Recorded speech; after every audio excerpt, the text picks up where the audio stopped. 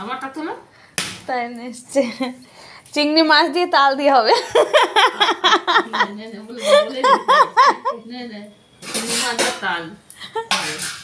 তাল নিয়ে এসছে মা, আমি তাল খেতে চেয়েছি তো, তালের ফুলুরি ওই জন্য নিয়ে এসছে। তালটার দাম কত নিয়েছে মা? 50 টাকা। 50 টাকার তাল, দেখেছি তো বৌমা খেতে চেয়েছে বলে নিয়ে চলে এসছে। কাকিমাকে চিংড়ি মাছ দেওয়া হবে, বড় বড় চিংড়ি মাছ নিয়ে এসছে, সবজি নিয়ে এসছে।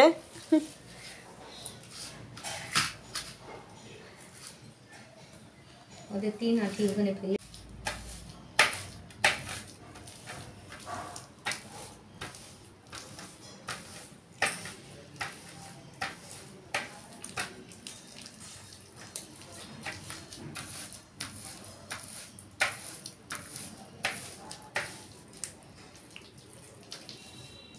তিনটে আঁটি ঘষা হয়ে গেছে।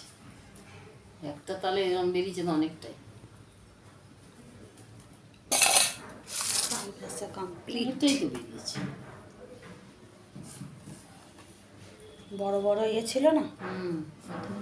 60 টাকা দাম, 50 টাকা দাম নিচ্ছে এমনি। ময়দা আমি রুটি হোক আর পরোটা হোক যা খাবে একটু একটু করে দেবো সকালবেলা। কালকে সকালে রুটি করে দেবো।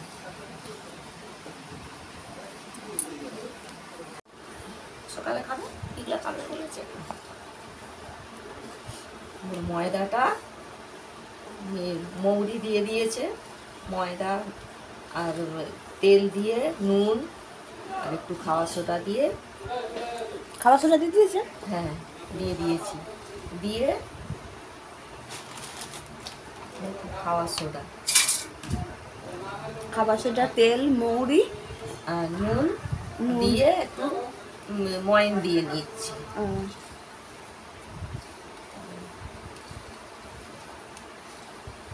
খাস্তা হবে আর কি।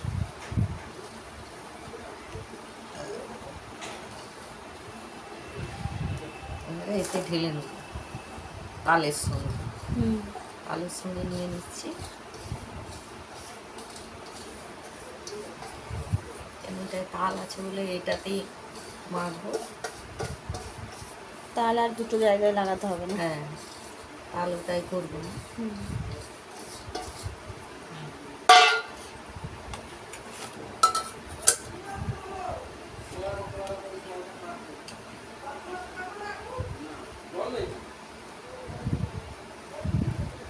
চিনি দিয়ে দিচ্ছে।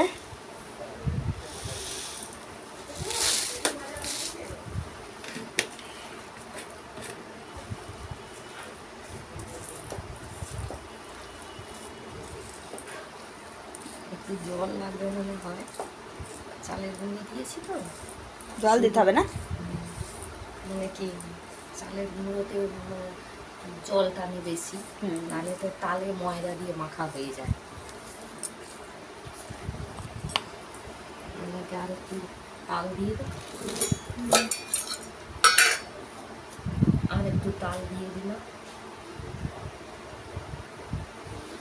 জল দেবে না ওই জন্য তাল দিয়ে দিলে না। একটু যদি জল লাগে তখন দেওয়া হবে, তখন দেওয়া যাবে।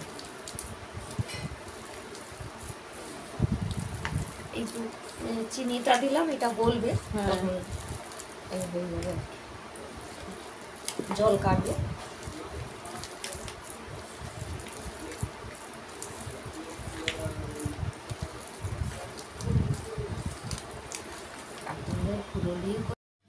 তো দুপুরবেলায় ঘুমিয়ে পড়েছিলাম, ঘুম থেকে উঠে দিদি নাম্বার 1 হচ্ছে, দিদি নাম্বার 1 দেখছি। দিদি নাম্বার 1টা দেখতে আমার খুব ভালো লাগে। ঘুম থেকে উঠেই আগে 5টার সময় টিভিটা চালাই।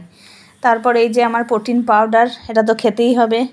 ও এটা খেতে গেলেই কান্না পাই জানো তো বন্ধুরা, কি গন্ধ লাগে আমার। তবুও খেতে হবে, ডাক্তার বলেছে উষ্ণ গরম জলে গুলে খেতে, তা খেতেই হবে, কিছু করার নেই।